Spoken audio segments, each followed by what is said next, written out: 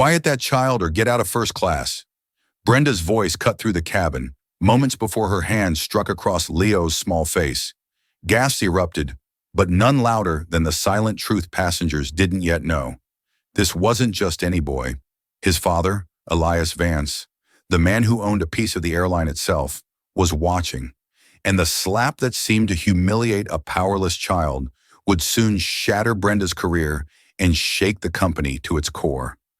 In that instant, the humiliation felt unbearable, but the balance of power was about to shift. The slap that Brenda thought would go unnoticed would soon unravel her career and ignite a corporate reckoning that would shake the foundations of privilege itself.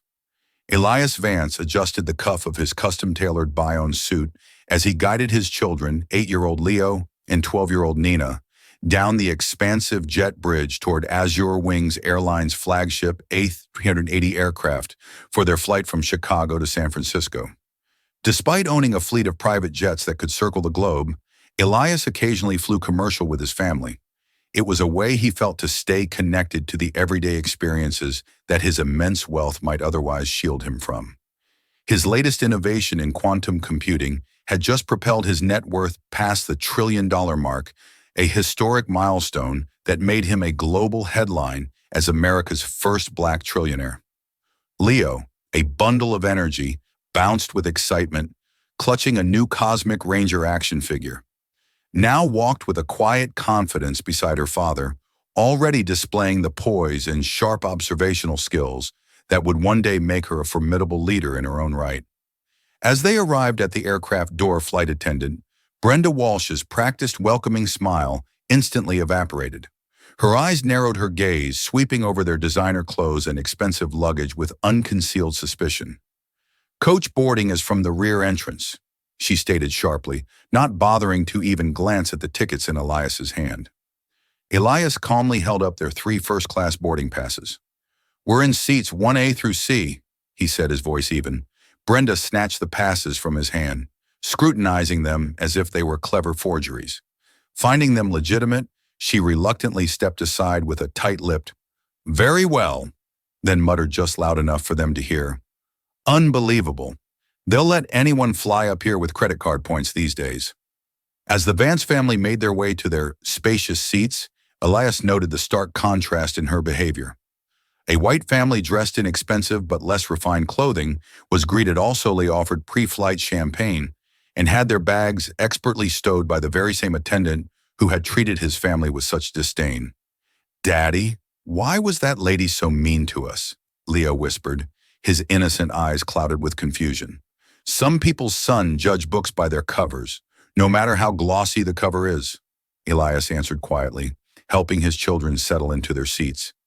He had built his empire by recognizing patterns others missed, and he immediately began to mentally document every interaction, every subtle slight. This was far from his first encounter with this brand of casual, insidious racism, even with his astronomical wealth. Money had bought him access to the world's most exclusive spaces, but it couldn't purchase respect from those who refused to see past the color of his skin. As other passengers boarded, Elias reflected on his long journey from the tough streets of Philadelphia's inner city. His single mother had worked 2 full-time jobs to keep him in a decent school, where his prodigious mathematical talent had eventually opened the doors to scholarships. Even with degrees from Caltech and Stanford, venture capitalists had repeatedly refused to fund his early startups. Their disbelief in his potential barely veiled. It wasn't until a blind submission process where his ideas were judged solely on their merit that his genius was finally given a chance. Every single step had required 10 times the effort of his white peers. Brenda and her junior colleague Kevin Dunn deliberately avoided the Vance family section during pre-takeoff service. When she finally approached, she first attended to the white businessman across the aisle, then the elderly couple seated behind them, before reluctantly turning her attention to the Vances. "Anything to drink before takeoff?" she asked flatly, her tone bored. "Apple juice, please," Leo requested politely, using the impeccable manners his father had so carefully instilled in him. Brenda's eyes rolled almost imperceptibly. She turned to Kevin and said, her voice carrying easily through the cabin, "It never fails. These people always want something extra. Just watch. They'll ask for the whole beverage cart next." Elias maintained his regal dignity, his face an impassive mask despite the indignation burning within him. Na squeezed her father's hand, her young face tight with the understanding that she was witnessing something ugly and wrong. When Brenda returned, she carelessly thrust the plastic cup toward Leo. The cup tipped, spilling ice-cold water all over Elias's lap and his $6,000 suit. "Oh," Brenda said, her voice devoid of apology. "Your son needs to be more careful when he's grabbing for things." Elias calmly pressed the call button. The senior flight attendant on the crew, Kevin Dunn, arrived, his rank, indicated by the additional stripes on his uniform sleeve. "Is there a problem here, sir?" Kevin asked, his eyes darting between Brenda's smug expression and Elias's soaked trousers. "Your colleague here deliberately spilled water on me and then proceeded to blame my 8-year-old son for her carelessness," Elias explained in a low, even tone. Kevin's face hardened. "Sir, I'm quite sure it was an accident. These things can happen during pre-flight preparations. We're still at the gate. The plane hasn't moved an inch," Na pointed out, her voice clear and firm. Kevin's eyes narrowed a flash of irritation, showing that he disliked being corrected by a child. "I can assure you that none of our highly trained staff would intentionally do such a thing. Perhaps you're just being a little oversensitive." The implication was clear, hanging thick and toxic in the air. Elias immediately recognized the unified front forming against his family. He'd seen it countless times in boardrooms and at country clubs before his success became so immense that it could no longer be ignored or dismissed. He pulled out his phone and began calmly typing detailed notes, including names, times, and exact quotes. This subtle action caused both flight attendants to exchange a nervous glance before they retreated to the galley. As the aircraft finally pushed back from the gate, Elias watched Brenda and Kevin laughing with their colleagues, gesturing dismissively toward his family. He knew from decades of experience that this flight was going to be difficult, but he had no idea just how profoundly it would alter the course of all their lives in the next few hours. As the plane climbed through a patch of choppy air, little Leo Vance whimpered, his small hands pressed against his ears to block the discomfort. Elias knew his son's sensitivity to pressure changes well. This wasn't a display of temper, but genuine pain from eustachian tube dysfunction, a condition their pediatrician had diagnosed. He reached into his carry-on for the specially prescribed eardrops, but before he could administer them, Brenda's sharp voice cut through the cabin noise like a shard of glass. "That child needs to quiet down immediately," she announced loudly, directing her comment to no one in particular, but for everyone to hear. "This is first class, not a daycare center." Elias's gaze drifted across the aisle, where a white family's toddler was crying much more loudly. Brenda was already there, cooping sympathetically, offering the parents a warm towel and a lollipop to help with the child's ear pressure. The contrast could not have been more stark or more publicly demonstrated. Have you ever witnessed a person of authority treating two different people in a wildly different manner, based solely on their appearance? What goes through your mind when you see such a blatant double-standard comment equality? If you believe everyone deserves to be treated with dignity, regardless of their race or background, and if you're finding this story as infuriating as it is important, show your support by hitting that like button and subscribing for more stories that expose the injustices that need to be brought into the light. Now, wise beyond her 12 years, unbuckled her seatbelt and stood up, addressing Brenda with polite firmness. "Excuse me, ma'am. My brother has a medical condition. He's not trying to be disruptive." Brenda's face twisted into a mask of rage at being challenged by a child, especially a black child, in what she clearly viewed as her sovereign domain. She placed her hand firmly on Na's shoulder and shoved her roughly back down into her seat. "Your kind needs to learn some respect and stay in your place." She hissed, her voice low enough that only the Vance family could hear. "If you people can't control your children, you shouldn't bring them into spaces meant for adults." Elias felt his heart pound with a fury he kept tightly leashed as he witnessed his daughter being assaulted. He subtly adjusted the position of his phone, angling it to discreetly record the escalating confrontation while he pulled both of his children close to comfort them. Several nearby passengers had noticed the commotion, but most of them studiously avoided eye contact, their complicit silence a phenomenon he'd encountered his entire life. However, one passenger, an elderly white woman, seated a row behind them named Eleanor Parsons, a retired school teacher, cleared her throat loudly. "Young lady," Eleanor addressed Brenda, her voice trembling slightly but firm. "Your behavior toward those children is utterly appalling. I would like your name, and I want to speak to your supervisor at once." Brenda's professional mask slipped away entirely. She turned on Eleanor, her eyes flashing. "Ma'am, since you want to get involved in matters that are none of your business, you will now be the last person in this cabin I serve." The threat was clear and had the intended chilling effect, expanding the circle of her targeted mistreatment. Elias gave Eleanor a nod of profound appreciation. She responded with a knowing look that communicated volumes of silent acknowledgement between strangers who recognized injustice and the moral imperative to speak out against it.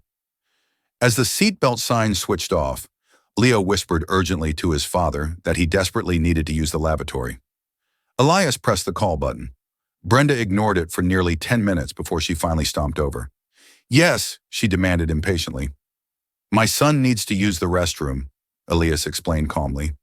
Brenda gestured dismissively to the illuminated signs overhead. "The captain has warned of potential turbulence. He'll just have to wait." Not 30 seconds later, a white boy of approximately Leo's age got up from his seat and headed for the bathroom. Brenda smiled warmly at him as he passed. The boy's father hadn't even bothered to ask for permission. What would you do in this situation? Witnessing such a blatant, racially motivated double standard is infuriating. Would you speak up and risk becoming a target like Eleanor? Or would you remain silent like most of the other passengers? And what do you think is about to happen that will ultimately lead to an entire flight crew being fired? Stay tuned because the tension is about to reach a shocking breaking point. Elias Vance stood up. His imposing 63 frame instantly commanded attention without him needing to raise his voice. "My son will be using the restroom now, just as that child is. I will also require your full name and your employee ID number." Brenda's face flushed a deep blotchy red. "Are you threatening me, sir?" "I am documenting a clear pattern of discriminatory and hostile behavior," Elias replied evenly, helping a relieved Leo out of his seat. There is a significant difference. As Leo made his way to the lavatory, Brenda pulled out her own phone. "You keep this up, and I will have airport security meet this flight upon arrival. We have a zero-tolerance policy for disruptive passengers, regardless of who they think they are." The threat hung in the air as Elias guided Leo past her. He had built a global empire by knowing precisely when to fight and when to strategize. At this moment, he was doing both, simultaneously, methodically gathering evidence while protecting his children. Brenda Walsh had no idea that she wasn't just dealing with any wealthy passenger. She was confronting the man whose strategic genius had revolutionized 3 separate industries and shattered barriers previously thought to be unbreakable. What she also couldn't know was just how catastrophically her next actions would alter the trajectory of everyone on board. 2 hours into the transcontinental flight from Chicago to San Francisco, the first ass cabin filled with the rich aroma of seared fillet, mignon, and truffle risotto. As the meal service commenced, passengers in the forward rows received their meticulously plated lunches on fine china complete with proper silverware, a signature of Azure Wing's premium service.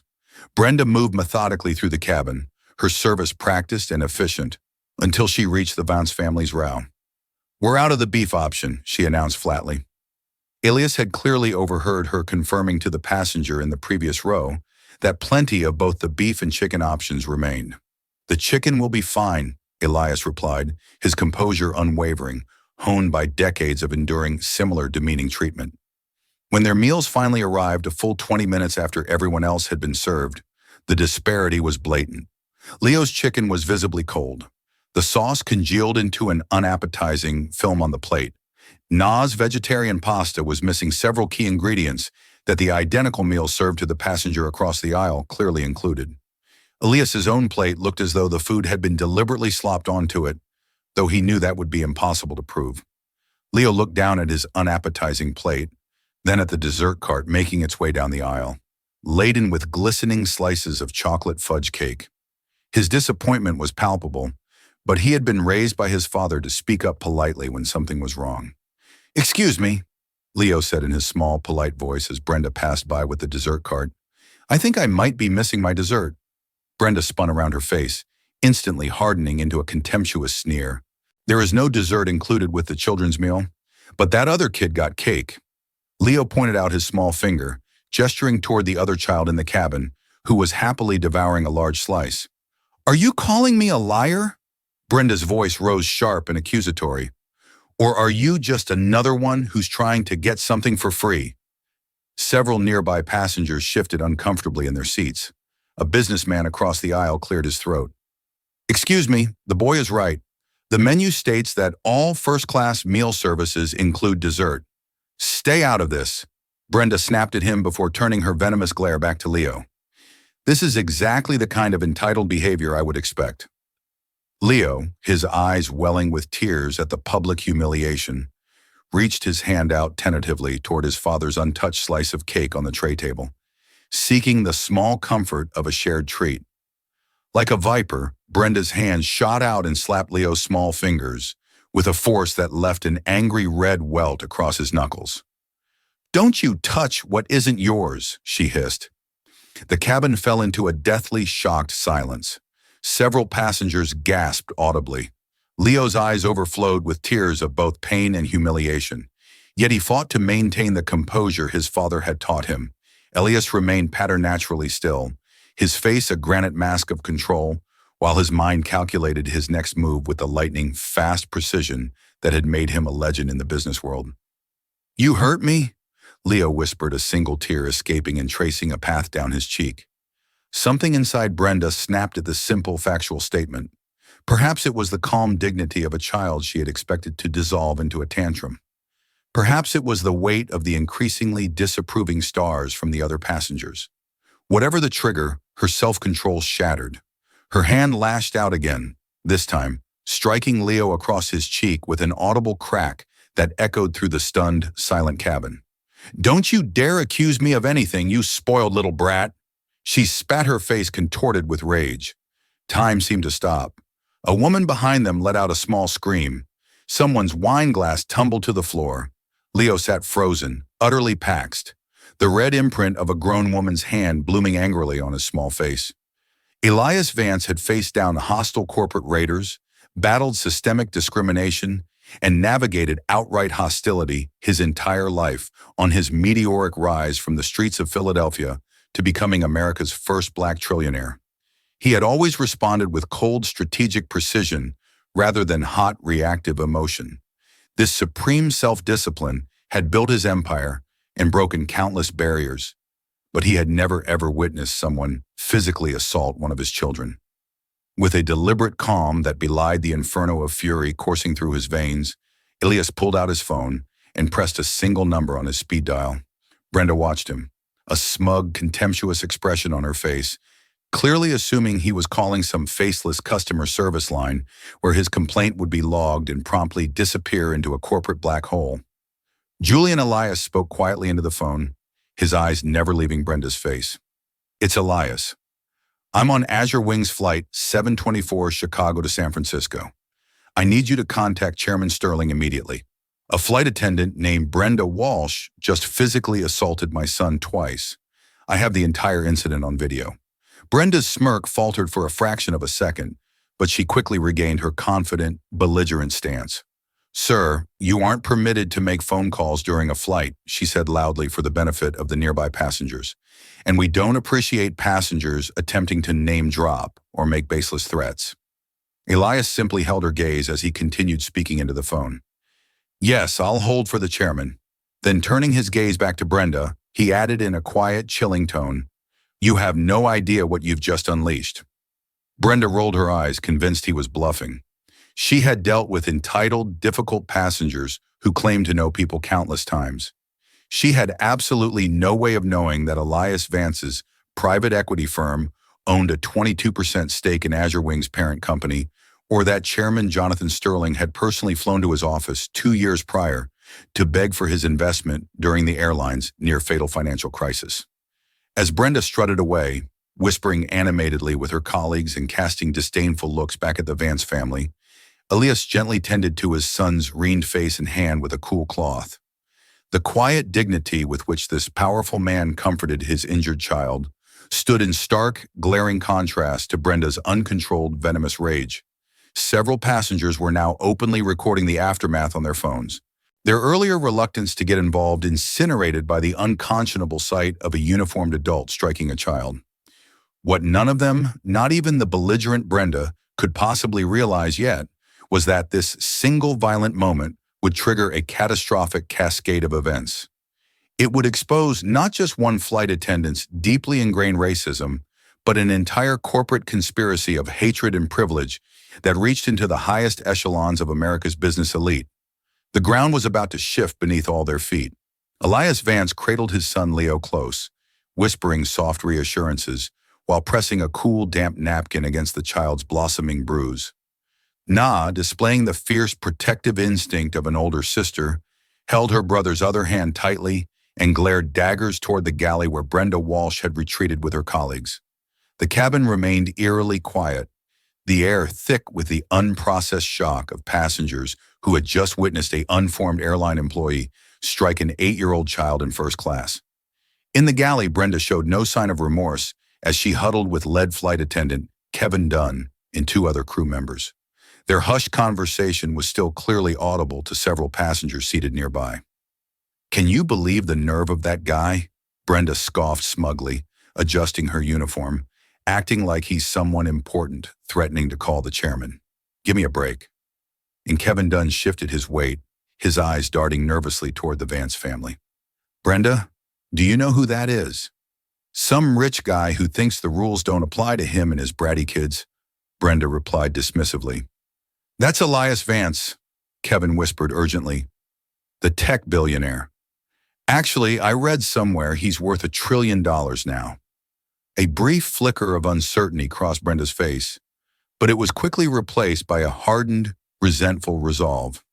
So what a guy like that gets that rich? They always play the race card when they don't get fawning special treatment. "I've been flying this road for 20 years.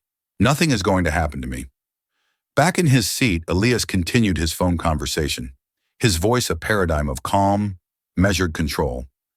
Despite the circumstances, Leo had finally stopped crying, but he remained pressed tightly against his father's side, the child's usual bright-eyed exuberance completely extinguished. Nearby passengers oscillated between pretending to mind their own business and casting sympathetic, concerned glances toward the family. Exactly 22 minutes after Elias had made his call, the plane's intercom crackled to life. "Ladies and gentlemen, this is Captain Miller speaking. I have just received instructions from our Central Operations Center in Dallas. We will be diverting to Denver International Airport for an unscheduled landing. This is due to an urgent administrative matter on board. We expect to be on the ground in approximately 40 minutes. We sincerely apologize for any inconvenience this may cause." A confused, anxious murmur spread through the cabin. Brenda emerged from the galley, her face flushed, but her stance stubbornly defiant as she marched directly to the Vance family once more. "I hope you're happy," she seethed, leaning down menacingly toward Elias, "inconveniencing over 400 people with your petty complaints." Elias regarded her with a calm, almost pitying look. "The only person responsible for this diversion, Ms. Walsh, is you." "Oh, please," Brenda sneered, her voice loud enough for all the surrounding passengers to hear. "You people always think you're being targeted. Maybe if you taught your children some manners instead of crying racism every time someone dares to correct their behavior, none of us would be in this situation."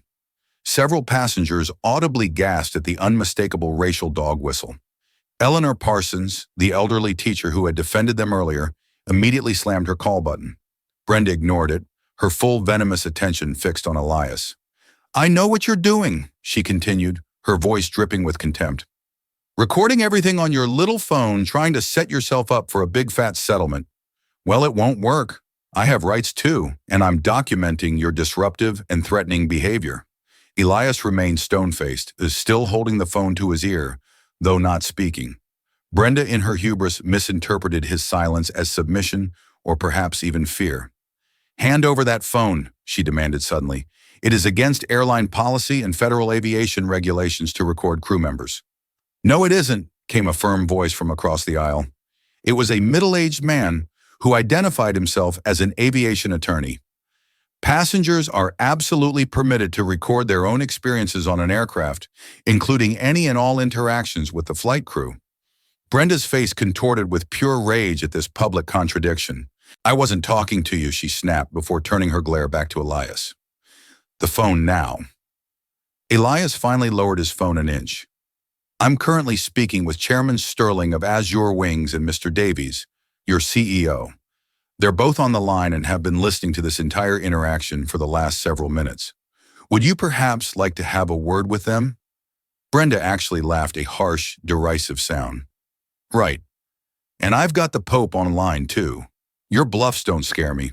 As if on cue, every single one of the crew phones in the galley began to ring simultaneously with an urgent shrieking tone. A stunned Kevin Dunn reluctantly answered one, and his face draining of all color as he listened to the voice on the other end. He gestured frantically with Worcester's boy-panicked eyes for Brenda to join him. "What is it?" she demanded as she approached. It's the chief operating officer," Kevin whispered, his hands shaking as he held the phone out to her. "For you specifically?"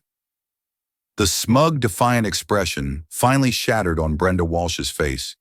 It was replaced for a fleeting moment by raw uncertainty before hardening back into defiance. She snatched the phone from Kevin's hand and listened for a few seconds before responding loudly. "That's not what happened at all. They're lying. That child was disruptive and aggressive, and I simply—" She stopped listening again, her knuckles turning white as she gripped the phone. "But you can't just— Don't I even get a chance to— Hello? Hello?" The Denver skyline came into view as the massive aircraft began its descent. Brenda stormed back to the Vance family, all professional composure completely gone. "You think you've won this, but you have no idea who you're messing with," she hissed at Elias. "I have friends, very powerful friends." Elias finally broke his calm, strategic silence. "Ms. Walsh, for your own sake, I strongly suggest you stop talking immediately." As the plane touched down at Denver International, passengers peered out the windows, startled to see a veritable, welcoming committee waiting on the tarmac. It wasn't the usual ground crew. It was a line of people in expensive suits, clearly airline executives accompanied by a half-ocean uniformed airport security officers. What do you think those powerful friends Brenda mentioned are capable of? This swift action by the airline seems like a win, but is it just damage control or the beginning of real accountability? Have you ever witnessed a workplace drama unfold so publicly? Share your thoughts in the comments below. If you believe that corporations must be held accountable for the actions of their employees, hit that like button. Brenda maintained her misplaced confidence right up until the jet bridge connected and the aircraft door swung open. A woman in an impeccable business suit with an Azure Wings executive badge stepped aboard. Brenda stepped forward with a victorious smile. "Thank goodness you're here. This passenger," she said, pointing a finger at Elias, "has been harassing me, making false accusations and threatening the crew. I need him removed from this flight immediately." The executive, Camilla Rossi, didn't even glance at Elias. She addressed the pilot. "Captain Miller, I'm Camilla Rossi, Vice President of In-Flight Services. Per corporate directive, I need your entire cabin crew to deplane immediately with all your documentation. A replacement crew is on standby." Brenda's face crumpled in confusion. "Wait, what?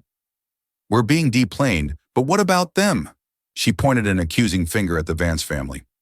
"Ms. Walsh, along with Mr. Dunn and the rest of this first-class cabin crew, are being removed from duty, effective immediately pending a full investigation." Ms. Rossi announced, her voice clear and loud enough for every passenger in the front cabin to hear. "Airport security will escort you to the administrative offices." As two security officers stepped forward, Brenda's professional facade completely disintegrated. "This is ridiculous. They're lying. This is all because he's rich and he's black. This is reverse racism. It's reverse racism." Passengers watched in stunned silence as Brenda was escorted off the aircraft, still shrieking her baseless accusations.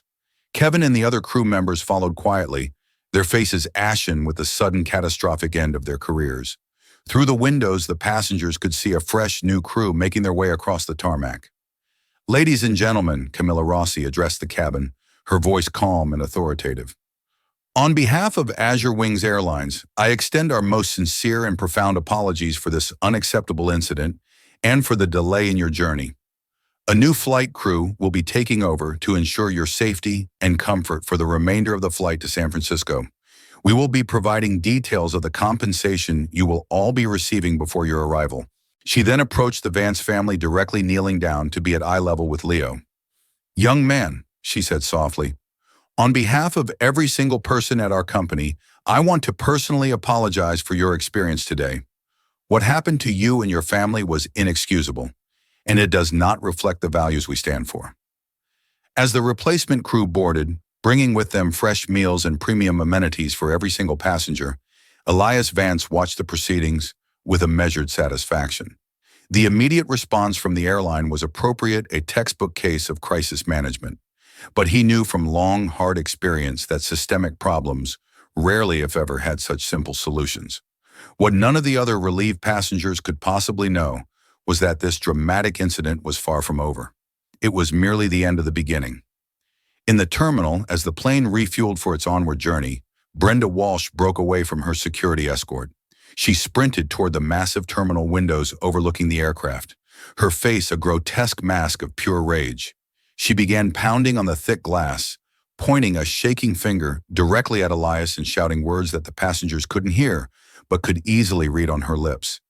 Vile racial slurs and violent threats that shocked even those who had already witnessed her abhorrent behavior.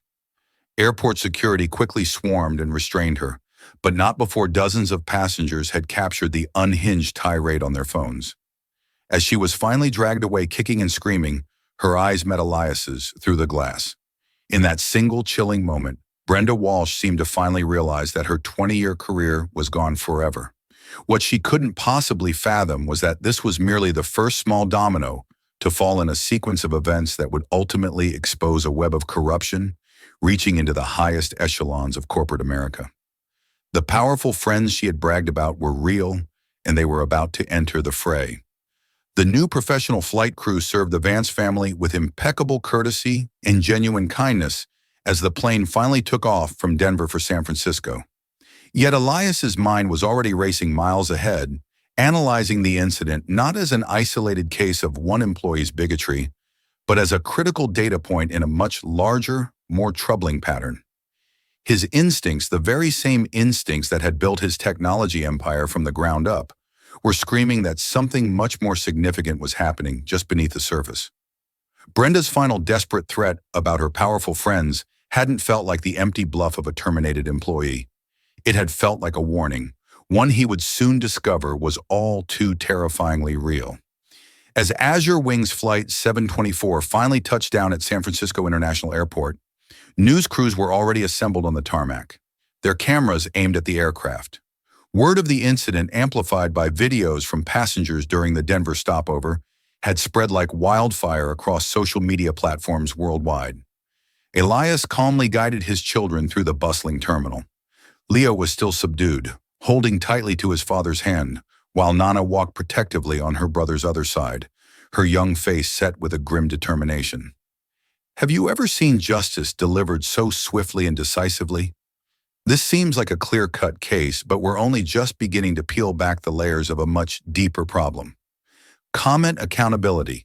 If you believe companies should always take immediate action against employees who engage in discriminatory behavior, if you think more organizations need to take a firm stand against racism and abuse, hit that like button and subscribe to our channel to see how this powerful story of consequence and corruption unfolds. Mr. Vance, can we get a statement about the racist flight attendant? Reporters shouted as the family approached the exit where their security detail was waiting. Elias paused and raised a hand politely.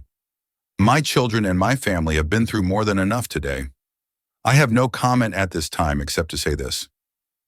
Actions always have consequences. His dignified, measured response, captured by dozens of cameras, would become the defining soundbite of the rapidly unfolding story. As the Vances slipped into a waiting armored limousine, the scene unfolding at another part of the airport was dramatically different. Brenda Walsh, still in her Azure Wings uniform, but now stripped of her company credentials, stormed through the employee exit after being formally processed for immediate and indefinite suspension. Her face was blotchy and starry with tears, but her eyes burned with a fiery indignation, not a shred of remorse. "This is a complete witch hunt," she shouted at the human resources representative who had conducted her tense exit interview. 20 years of perfect, unblemished service records, and I get suspended because some rich guy cries racism. The HR representative, a young black woman who had maintained a calm professional composure throughout Brenda's increasingly hostile and racist tirade, simply replied, "M. Walsh, your suspension is based on multiple corroborated passenger accounts and clear video evidence of you physically striking a minor. Race has nothing to do with our company's absolute zero-tolerance policy on the physical assault of a child." Brenda's new lawyer, a slick, silver-haired man named Arthur Croft, with an expensive suit and cold, calculating eyes, placed a restraining hand on his client's arm. "We will be vigorously pursuing claims of wrongful termination, defamation of character, and severe emotional distress," he informed the HR representative in a smooth, menacing tone. "My client was simply doing her job, maintaining order and safety in a very difficult and escalating situation created by an unruly passenger."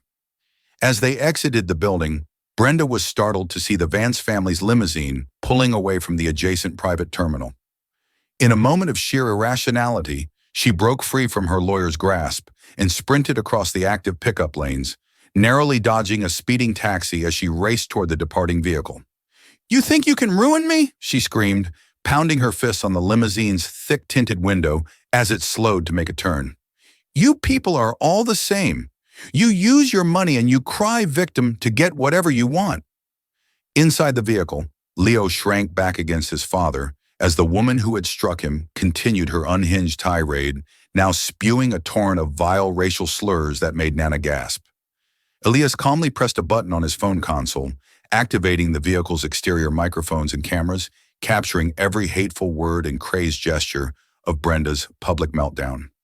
Airport security officers quickly converged on the scene, pulling a struggling Brenda away from the vehicle. "Ma'am, you're creating a serious disturbance," one officer said firmly. "Do you know what he did to me?" Brenda shrieked, gesturing wildly at the limousine as it pulled smoothly away into traffic. "He got me fired over nothing. All because he's rich and he's black." The security officers exchanged a weary glance as Brenda continued her venomous rant, now incorporating even more explicit and shocking racial language. Dozens of bystanders had their phones out, recording the entire ugly scene. Arthur Croft finally caught up a look of utter horror on his face at his client's self-destructive public spectacle. Brenda stopped talking immediately. He hissed, trying to guide her away from the rapidly growing crowd. But the damage was irreparable. By nightfall, Brenda Walsh's racist airport meltdown would be the #1 trending topic on every social media platform worldwide. The footage had garnered millions of views with thousands of comments from a global audience condemning her explicitly hateful language. The carefully crafted press statement her lawyer had prepared, which painted her as a victim of a misunderstanding and an overreaction, was rendered completely and utterly ineffective by the raw, unvarnished video of her true attitudes. At the Dallas headquarters of Azure Wings, an emergency board meeting was convened late into the night. The company's CEO, Mark Davies, looked pale and grim as he addressed the assembled executives. "The videos are everywhere," he reported, his voice heavy. "We've already issued a statement confirming the immediate termination of Brenda Walsh, and we're firing the entire crew that stood by and failed to intervene when she assaulted that child." "Isn't that a bit excessive?" asked one nervous board member. "The other crew members didn't actually do anything." "That's precisely the problem," Davies responded, his voice steely. "They witnessed a child being racially abused, taunted, and then physically assaulted by their colleague, and they did nothing. That is not who we are as a company." What Davies didn't share with the rest of the board was the content of his earlier phone call with Elias Vance. Vance's investment firm controlled enough Azure Wing stock to either save the airline or send it into a death spiral. Vance hadn't made a single threat or demand. Instead, he had simply asked one ice-cold question. Does Azure Wings Airlines now consider child abuse and overt racism to be a part of its official brand identity? By morning, Azure Wings had released a new, much stronger statement confirming the termination of not just Brenda Walsh, but the entire first-class cabin crew of Flight 724. The company announced a comprehensive top-to-bottom review of its anti-discrimination and de-escalation training protocols and pledged absolute zero tolerance for any form of discriminatory behavior. The statement made headlines across every major news outlet, with most commentators praising the company's swift and decisive response. What none of them knew was that Elias Vance had already instructed his team to begin a quiet, systematic review of every single contract his vast business empire, a portfolio worth over $200 million annually in corporate travel alone, had with Azure Wings and its various parent and subsidiary companies. As the Vance family arrived at their magnificent estate in Bear, Elias's phone rang with an update from his chief of staff. "Sir, the contracts with Azure are being reviewed. We'll begin re-evaluating our entire travel portfolio as planned," his chief of staff reported. "But there's something else you should know. We're seeing a highly organized social media campaign that's starting to form around Brenda Walsh. It doesn't look organic. The messaging is too coordinated." Elias thanked him and hung up, gazing thoughtfully at his children, who were finally beginning to relax in the safety of their home theater. The day's traumatic events momentarily forgotten as they lost themselves in the vibrant world of an animated film. He had hoped this would be a simple, albeit ugly case of accountability for one person's reprehensible actions, but his finely honed instincts were telling him it was about to become something much more complex and far, far more dangerous. What do you think is going to happen next? Will Brenda Walsh accept her termination and fade away? Or is this just the opening shot in a much bigger battle? And who could possibly be behind a coordinated social media campaign supporting someone who was caught on video assaulting a child and screaming racial slurs? The real conspiracy is just beginning to unfold. By the following morning, the hashtag hatched as Your Wings Racism had become the top trending topic across all global social media platforms.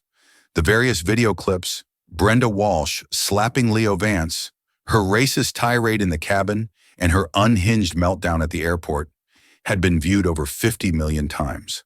Public opinion seemed overwhelmingly, almost universally, against the former flight attendant, with the vast majority of commenters expressing shock and disgust that such blatant racism and violence could occur in the year 2025. But by mid-afternoon, a sophisticated and well-funded counter-narrative began to emerge. A professionally coiffed and conservatively dressed Brenda Walsh appeared on a popular national morning news program, tears streaming down her face as she told a dramatically different and entirely fabricated version of events. "I have devoted my entire life to customer service and safety," she sobbed, dabbing at her dry eyes with a tissue provided by the host. What the edited videos they are showing you don't reveal is how dangerously disruptive that child was being throughout the flight. He was running in the aisles during turbulence, throwing food, endangering the other passengers. The interviewer, a man known for his sympathetic approach to controversial figures, nodded encouragingly. "And you're saying that the child's father, the billionaire Elias Vance, then used his immense wealth and power to have you summarily fired without any due process?" "Exactly." Brenda nodded vigorously, her performance masterful. 20 years of perfect glowing service records thrown away because a powerful man played the race card. "What about my rights? What about the fact that I'm a single mother with 2 kids and a mortgage to pay?" No mention was made of the multiple unedited videos that clearly showed Leo Vance seated quietly when Brenda struck him. No mention was made of her vile racist tirade at the airport. Instead, the television segment featured carefully selected, heartwarming photos of Brenda volunteering at a local animal shelter and a glowing pre-recorded testimonial from a former colleague who praised her unflappable professionalism. Within hours of the interview airing, a new hashtag began to trend. #Stand with Brenda. The entire online conversation shifted dramatically. Thousands of newly created social media accounts began sharing near-identical messages about the dangers of reverse racism, woke mobs, and cancel culture gone too far. An online fundraiser set up for Brenda's legal defense miraculously collected over $100,000 in its first day at the Dallas headquarters of Azure Wings. CEO Mark Davies stared grimly at the social media analytics displayed on the massive screen in his office. "This is a coordinated professional campaign," he told his crisis management team. "These are not organic reactions. This is an organized attack." His private line rang with a number he recognized immediately. It was Elias Vance. "I assume you're seeing what I'm seeing?" Elias said without preamble when Davies answered. "Yes, and just so you know, Elias, we're not backing down from our decision. The videos speak for themselves."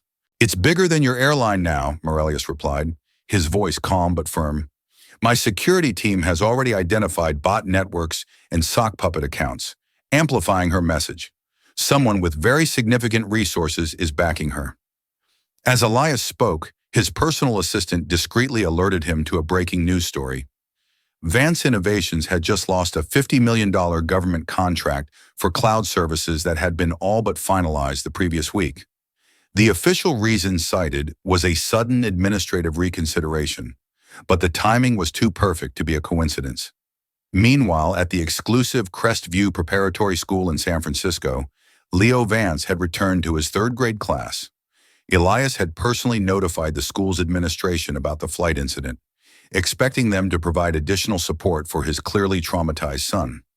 Instead, the headmaster, Dr. Albright, seemed strangely distant and non-committal during their phone call, offering only the most perfunctory expressions of concern. Elias now understood why. His phone buzzed with a text from Nana, who was in her 7th grade classroom across campus. It read, "Dad, you need to come to the school right now. The parents are saying horrible things to Leo." Elias arrived at Crestview Prep to find his son sitting alone in the head's office, tears streaming silently down his small face. Dr. Albright looked deeply uncomfortable, but not particularly sympathetic. "Mr. Advance," he began, "there seems to be some disagreement among our parent community regarding the incident on your flight." "Disagreement?" Elias echoed, his voice dangerously quiet. "My 8-year-old son was physically assaulted by an airline employee. There is clear, undeniable video evidence." Dr. Albright shifted in his expensive leather chair. "Several of our most prominent families who are major benefactors to this institution, believe the media coverage has been unfair to Ms. Walsh. They feel your family's influence and wealth have distorted the true story. They're calling Leo a liar." Na interjected, having just entered the office, her eyes flashing with fury. "They're saying that Dad only got to where he is by playing the race card and that Leo probably deserved it." "Young lady, that's not precisely what Dr. Albright began," his tone condescending. "It's exactly what Clarissa Sterling's mother said." Na countered, her voice rising right in the middle of the hallway, loud enough for everyone to hear. Elias's calm exterior masked the chilling realization that what he was facing extended far beyond one flight attendant's bigotry. The coordinated nature of the online backlash, the sudden and suspicious government contract cancellation, and now the school administration's thinly veiled hostility, it all pointed to something far more organized and systematic.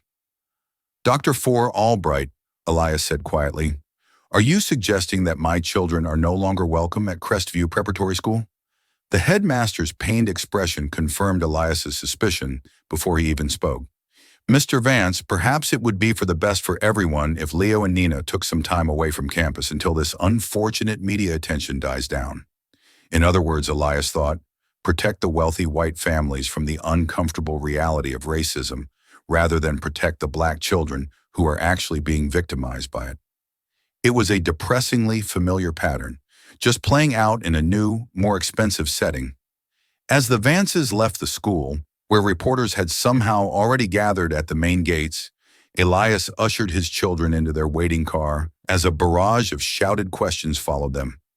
"Mr. Vance, how do you respond to the allegations that you fabricated the assault claims?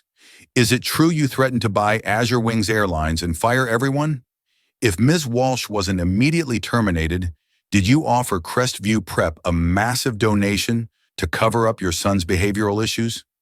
The questions were so specific, so precisely targeted, so perfectly aligned with Brenda Walsh's false narrative that Elias knew with absolute certainty they could not be a coincidence. Someone was orchestrating a comprehensive, multi-pronged campaign to discredit him and, by extension, to delegitimize any and all claims of racial discrimination. Back at his corporate headquarters, Elias's deepest suspicions were confirmed. His chief security officer, a formidable ex-Moses agent named Zara, showed him a disturbing pattern of online activity. "These aren't just random supporters, Mr. Advance," she explained. pointing to a complex network diagram on her screen. Brenda Walsh's social media campaign and her legal fund are being amplified and funded by accounts directly linked to three major corporations that compete directly with your companies. One name in particular keeps showing up. Arthur Croft's law firm, Croft & Associates, which is representing Brenda Walsh, is simultaneously representing all three of those corporations in various legal matters. The coincidence seemed too perfect to be random. There's more, Zara continued. Arthur Croft has deep, though deliberately obscured connections to several extremist groups that have been classified as domestic hate organizations. He's spoken at their private events and represented their leaders, Pruno, in so-called free speech cases. The pieces were beginning to lock together, forming a picture far more sinister and disturbing than a simple case of one flight attendant's racial bias. Just then, Elias's phone buzzed with a news alert. Kevin Dunn, the lead flight attendant from the Azure Wings flight, had just released a public statement through Croft's law firm. In it, he claimed that the video of Brenda slapping Leo had been deceptively edited and that it was actually Elias Vance who had been the real aggressor during the incident. The claim was patently absurd on its face. The unedited multi-angle videos from other passengers clearly showed the entire unvarnished interaction, but Elias knew from bitter experience that in the face of a well-funded, coordinated disinformation campaign, the truth alone wasn't always enough to win. As he contemplated his next moves, Elias received another alert. 3 more major contracts with his companies totaling nearly undoubtedly delayed or canceled by his corporate partners. The message was becoming brutally clear. This wasn't just about defending Brenda Walsh anymore. It was about making a public example of Elias Vance. It was about showing the world that even a black trillionaire could not and would not be allowed to challenge certain established power structures without facing devastating consequences. What these unseen forces didn't understand, however, was that Elias Vance hadn't built his empire by backing down from challenges. He had succeeded in business, not despite the obstacles placed in his way because of his race, but because those obstacles had forced him to become more strategic, more thorough, and infinitely more resilient than any of his competitors. If someone wanted to use this incident to teach a lesson, they had chosen the wrong student. Elias Vance calmly opened his laptop and began composing an email to his executive war room. The subject line was simple and direct: comprehensive response strategy. The real battle was just beginning. The mahogany-paneled conference room of Croft and Associates exuded generations of old money and deeply entrenched power.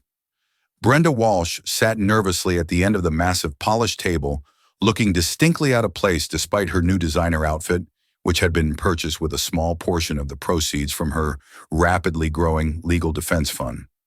Arthur Croft, her attorney, adjusted his solid gold cufflinks as he addressed his assembled team of lawyers and public relations specialists. The wrongful termination suit against Azure Wings is just the opening salvo, he announced, his voice smooth and confident. We are positioning Ms. Walsh as the tragic victim of woke culture and cancel society, a hard-working, patriotic American woman who was sacrificed on the altar of political correctness to appease a powerful black man throwing his weight around. Brenda nodded along, becoming increasingly comfortable and adept at playing this role, which completely absolved her of any personal responsibility. They didn't even give me a chance to tell my side of the story, she added, perfectly reciting the talking point she'd been coached on all morning. What she didn't notice was the meaningful, subtle glance exchanged between Arthur Croft and Clarissa Sterling, a sharply dressed woman whose powerful family name adorned university buildings and hospital wings throughout the country. The Steerings were not just prominent figures in society. They were the majority shareholders in Apex Dynamics, Elias Vance's chief corporate rival. Our internal polling shows significant traction with the reverse racism angle, reported the lead PR director. We already have 3 U.S. senators prepared to make public statements about the dangerous precedent of allowing wealthy, powerful individuals to destroy the livelihoods of working-class Americans over mere perceived slights. The lawsuit Brenda had filed that morning made headlines on every major network. The official complaint painted her as a dedicated, compassionate professional who had gently tried to redirect an unruly, aggressive child, only to have her stellar 20-year career destroyed by a vindictive, racially motivated overreaction. The suit demanded $40 million in damages for wrongful termination, defamation of character, and emotional distress. The dollar amount was deliberately provocative, strategically designed to generate maximum public outrage. It worked perfectly. By lunchtime, conservative media commentators were devoting entire segments to the case, framing it as the perfect emblem of everything wrong with modern America. This is what happens when we elevate people based on identity politics instead of merit, declared one popular pundit to his millions of viewers. A man becomes a trillionaire through diversity initiatives and sweetheart government contracts, and then he uses that unearned power to crush a working-class single mother for simply doing her job. The narrative was as demonstrably false as it was brutally effective. Elias Vance had built his fortune through revolutionary technological innovations and shrewd business acumen entirely without government assistance or diversity programs. But the highly coordinated and well-funded messaging campaign was successfully creating an alternative reality, a false narrative that millions of viewers were beginning to accept as the gospel truth. Elias watched these developments with a cool, analytical detachment from the war room he had established in his home office, where he had gathered a formidable response team of his own. "They're not just defending Brenda Walsh," he observed to his team. "They're using this isolated incident to attack the very concept of anti-racism itself." His general counsel nodded grimly. 6 more corporate contracts have been canceled this morning, all with companies that have deep financial ties to the Sterling family or their known associates. "This is a coordinated economic assault, and the situation at the school has escalated," added Elias's chief of staff. Crestview Academy's board has just voted to formally suspend Leo and Nana, pending a full investigation into their on-campus behavior.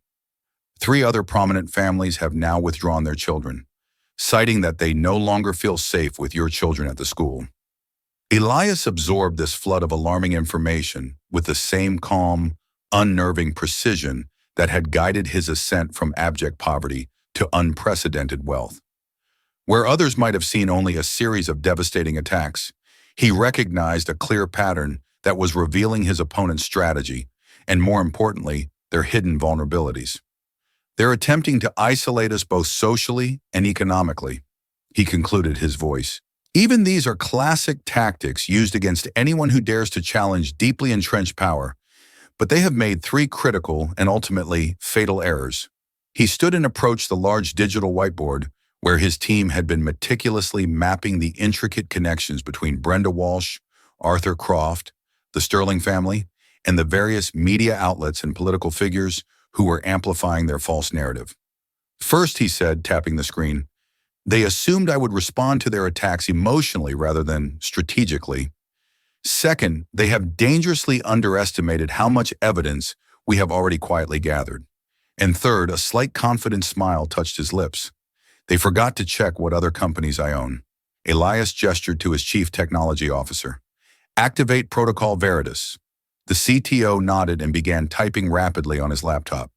Within minutes, every major social media platform lit up. Authenticated time-stamped video from multiple different angles capturing the entire flight incident was simultaneously released. This included crystal-clear footage that hadn't previously been made public. The videos came with a forensic certification of their authenticity from 3 different independent labs, leaving absolutely no room for any further claims of deceptive editing. Simultaneously, a small independent media company that Elias secretly owned released a bombshell investigative report. It meticulously documented Brenda Walsh's long history of customer complaints at Azure Wings, which were found to be disproportionately filed by passengers of color. Several former Azure Wings employees, their identities protected by anonymity, described a clear and repeated pattern of similar biased behavior from Brenda that had been repeatedly overlooked and often actively buried by a specific manager in the HR department. But Elias's most brilliant and effective countermove targeted the financial infrastructure that was propping up Brenda's entire campaign. His financial intelligence team had traced the primary funding sources for her suddenly enormous legal defense fund back to a series of opaque shell companies. These companies were in turn ultimately controlled by the Sterling family and their close business associates. "Release the financial analysis," Elias instructed his communications director. Within hours, detailed, easy-to-understand reports appeared across dozens of reputable financial news outlets with headlines like Flight Attendants. Grassroots support revealed as AstroTurf campaign funded by tech rivals family. The articles meticulously documented how the very same corporate entities that were bankrolling Brenda Walsh's defense were also the ones systematically canceling contracts with Vance Innovations and its subsidiary companies. The coordinated nature of these stunning revelations shifted the public narrative dramatically and irrevocably. What had been cleverly portrayed as a simple employment dispute was now being exposed as a sophisticated, cynical attempt by powerful, entrenched interests to weaponize racism for corporate gain. Brenda Walsh, watching her smartphone notifications explode with this new wave of devastating coverage, turned pale. "They're saying I'm just a pawn," she stammered to Arthur Croft during an emergency phone call. "They're saying I'm being used by billionaires in some kind of corporate war." Croft's usually composed, arrogant demeanor showed clear cracks of concern. "Stay on message, Brenda," he instructed firmly. "You are the victim here. Remember that Vance is just trying to distract from his own abuse of power, but the damage control was already failing." The next morning, an anonymous source leaked a series of emails between Arthur Croft and Clarissa Sterling. In them, they discussed the urgent need to make an example of Vance and to put him back in his place after he had clearly forgotten who really runs things in this country. The racial undertones were unmistakable and sickening. The public and political backlash was swift and brutal. The three senators who had so publicly supported Brenda quickly and clumsily tried to distance themselves from the case. Her online fundraising completely flatlined as donors began to question whether their contributions were actually supporting a wronged working-class woman or just funding a corporate proxy war. Elias's brilliant multi-pronged strategic response had successfully exposed the broader, uglier agenda lurking behind Brenda's lawsuit. But he knew his opponents were powerful, deeply entrenched, and unaccustomed to losing. Their counterattack came from a direction he had not anticipated, and it was far more personal and cruel. Leo, still deeply traumatized by the original assault and his subsequent shunning at school, had been seeing a highly recommended child therapist to help him process his experiences. After a particularly difficult session, Elias found his son in tears, clutching his tablet. "What's wrong, buddy?" Elias asked gently. "The kids at school." Leo sobbed, his small body shaking. "They're sending me messages. They're saying I lied about everything, that I hit the lady first, and she was just defending herself." Elias took the tablet and found dozens of vicious, cruel messages that had been sent to Leo from his classmates, all of them clearly parroting the hateful, false language they were hearing from their parents. The coordinated bullying campaign had moved beyond attacking the adults and was now directly targeting an 8-year-old child who was already suffering from severe trauma. For the first time since the incident began, Elias Vance felt his carefully maintained composure crack. He had faced down discrimination and bigotry his entire life, developing sophisticated strategies to overcome barriers and succeed despite them. But seeing his own children suffer so profoundly for the simple fact of existing in their own skin awakened something deep and primal in him that went far beyond his strategic business mind. As he held his sobbing son, Elias's secure phone rang with news that would transform the conflict yet again. It was Zara, his chief security officer. Her voice was urgent.